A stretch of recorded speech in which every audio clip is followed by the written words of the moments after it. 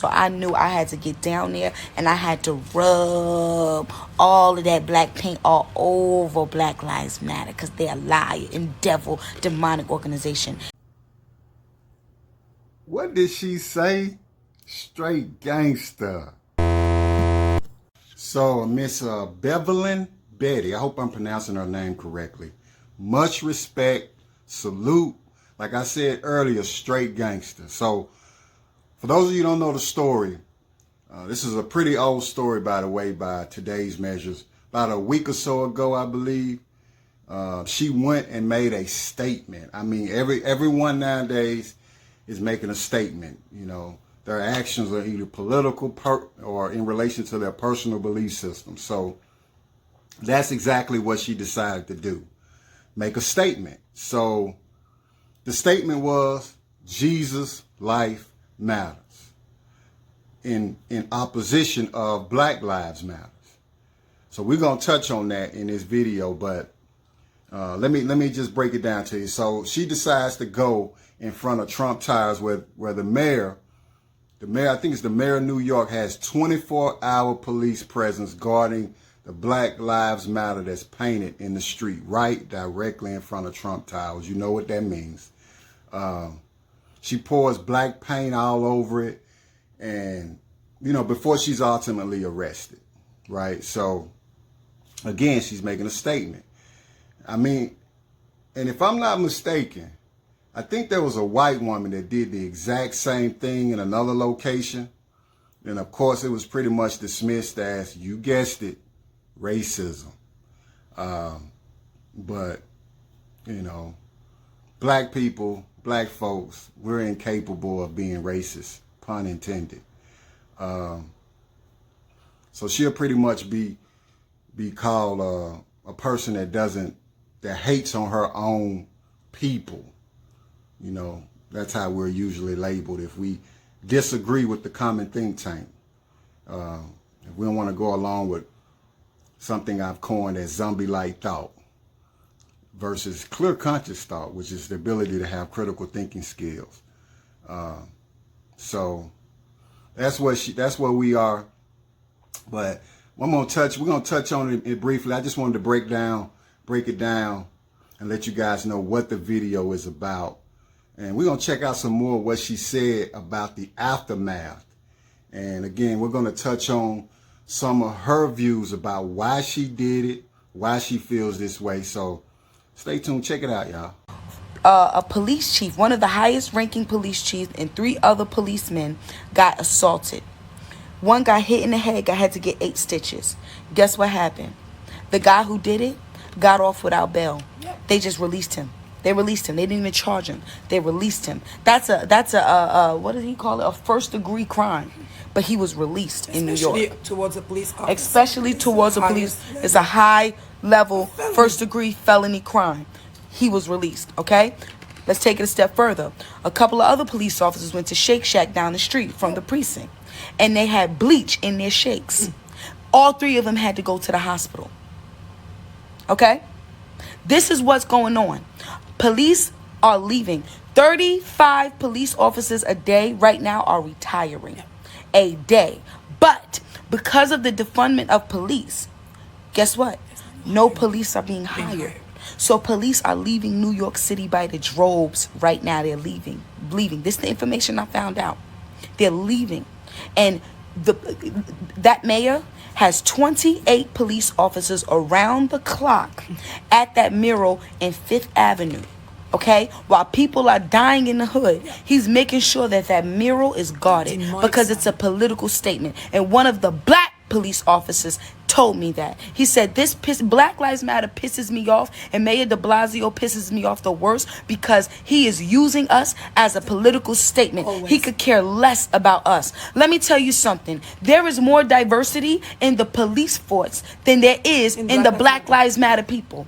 Majority of the people pushing Black Lives Matter are white liberals. And then you got some uneducated other races, and then you got your token blacks. But the majority of them are white liberals. You have more diversity with the police than you do with Black Lives Matter. But guess what? Black Lives Matter does not speak about the black cop that dies.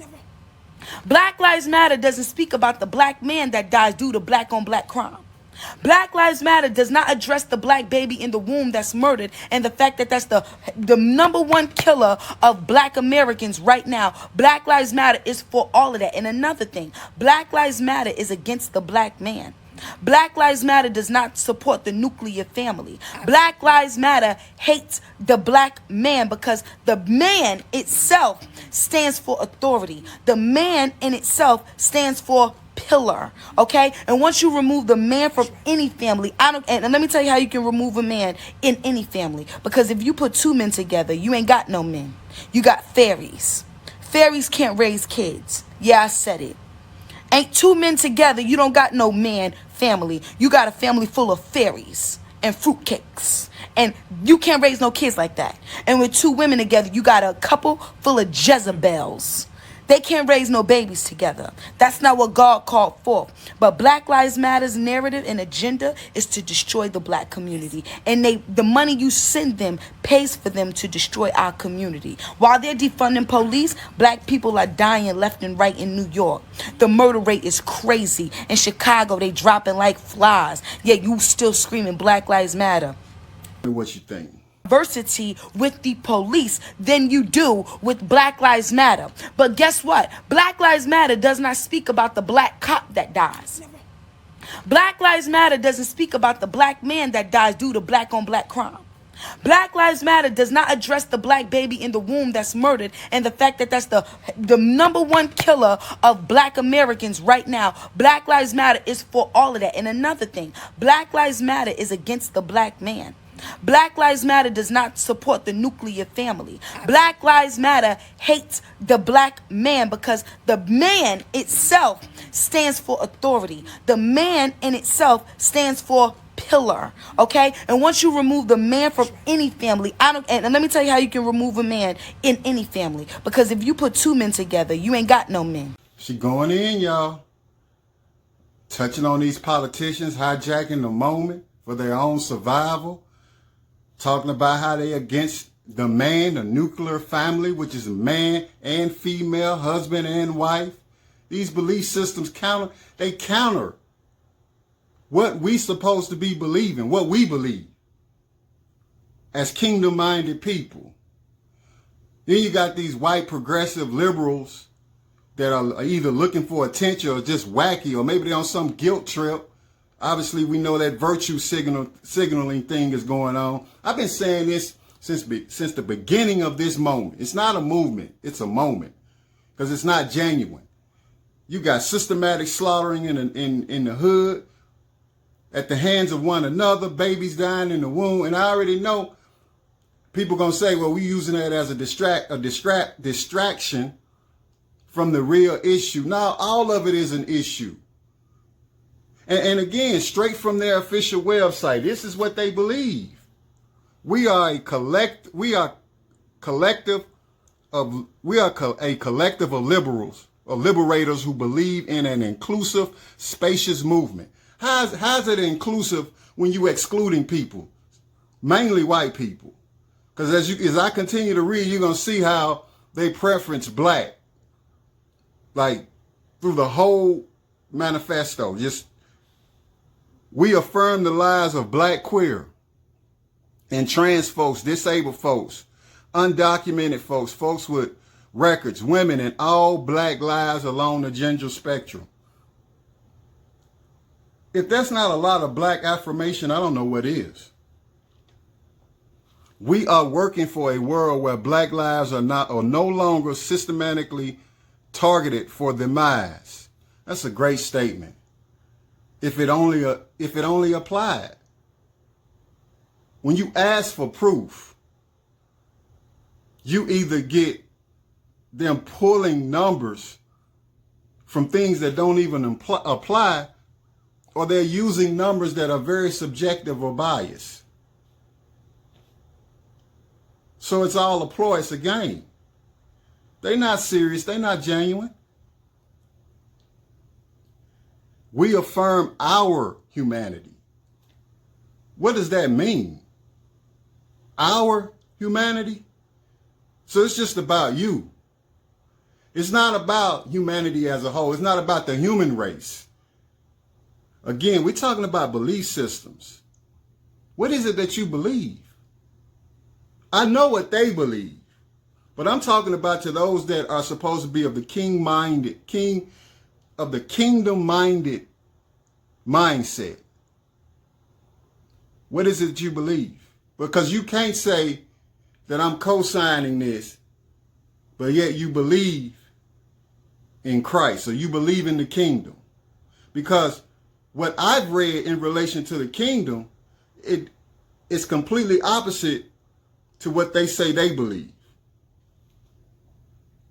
We are against the nuclear family. Right here on their website. My understanding is that man is the cornerstone of purpose, meaning we're supposed to be setting the standard for purpose in humanity. We're supposed to have the steering wheel. We're supposed to be pioneering the course. But if they want to remove man from the nuclear family, they don't respect that, then what does that do for humanity? What does that do for the family? We already see it happening. We got woke Christian leaders and pastors today who are jumping on this hype train of what culture is currently applauding. It'll be something different tomorrow. But are we really looking at the hype train in connection to the belief system behind it? Relative to abortion and transgender identity and the breakup again of the nuclear family. Things that are completely against our belief system. Or maybe your belief system has changed. I don't know. It's almost like we want to be liked. We want to seem woke because in reality, we're afraid to stand for truth or engage in healthy conversations. Healthy conversations are conversations that are drenched in truth. Whether they hurt or not, they are drenched in truth. That's a healthy conversation. It's not a systemic racism issue. It's a systemic heart issue. And race and color is not the issue at the end of the day. There's an old ancient proverb that says there is no fear in love, but perfect love drives away fear. Fear drives us to do a lot of things that aren't right or are not right. But they feel right. They feel good. We're afraid of the truth because the truth sometimes is transcendent. And it's from God. And it applies in every circumstance and situation. When you don't have an objective truth, you're going to follow your feelings. You're going to put your feelings at the center of your life. And we all know that at the end of your feelings is nothing, but at the end of every principle, there's a promise. Will you continue to walk in fear and continue to promote hate and turmoil and racism and greed and rioting? Because that's what happens. All these things come from this, something I've called zombie-like thought, which is the complete opposite of clear conscious thought, which is the ability to have critical thinking skills and reason. Have some rationale, being able to see the forest in spite of the trees. Like, we done went so far left, it's crazy. Like, we done jumped off the ledge, landed, got up, and done it again, over and over again, because I guess we didn't accomplish what we were trying to accomplish in the first place, which is kill ourselves.